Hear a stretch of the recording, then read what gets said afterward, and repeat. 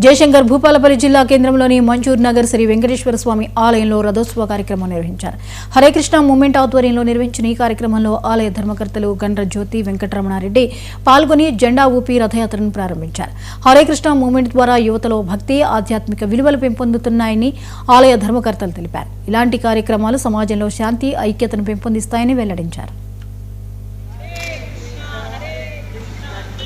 Hyderabad Hare Krishna golden temple నుంచి ఈ పుస్తక వితరణ చేయడానికి ప్రత్యేకంగా భగవద్గీత, భాగవతం, తర్వాత ఆత్మ సాక్షాత్కారం ఇలాంటి గొప్ప లిటరేచర్స్ శాస్త్రాల్ని తెలుగులో, ఇంగ్లీష్లో, కన్నడలో అన్ని భాషల్లో ప్రభుపాదు మన శుద్ధ భక్తులు ఇస్కాన్ సంస్థాపకాచారులు వాళ్ళు సంస్కృత్ నుంచి ఇంగ్లీష్లో తర్వాత అన్ని లాంగ్వేజెస్లో చేయడం జరిగింది.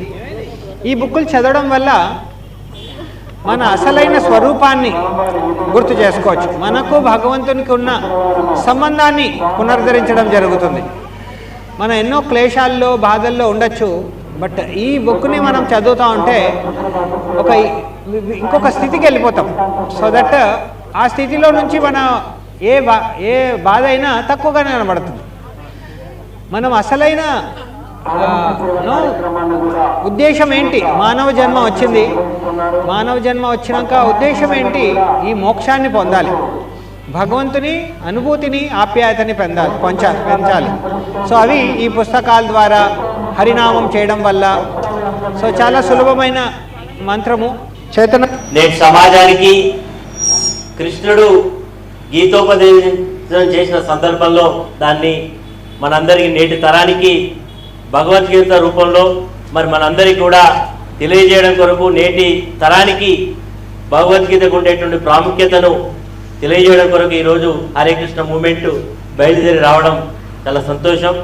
మనందరం కూడా ఈరోజు కృష్ణుడు కొన్ని వేల సంవత్సరాల క్రితం ఆయన జన్మ, ఆయన చేసినటువంటి గీతోపదేశం నేటి తరానికి కూడా ఒక మార్గదర్శకంలో మరి ముందుకు పోతూ, ఎక్కడ అధర్మం ఉంటే అక్కడ ధర్మాన్ని రక్షించడం కొరకు శ్రీకృష్ణ భగవానుడు మరి ఆయన మహాభారతంలో పాండవుల పక్షాన ఉండి ఆ రోజు ధర్మాన్ని నిలబెట్టడం కొరకు అన్నే తానై మరి నడిపినటువంటి తీరు, ఇదంతా కూడా మనం నిత్యం కూడా ఈరోజు సమాజంలో కూడా అధర్మం, అన్యాయాలు మన ముందు చాలా కనబడుతూ ఉంటుంది.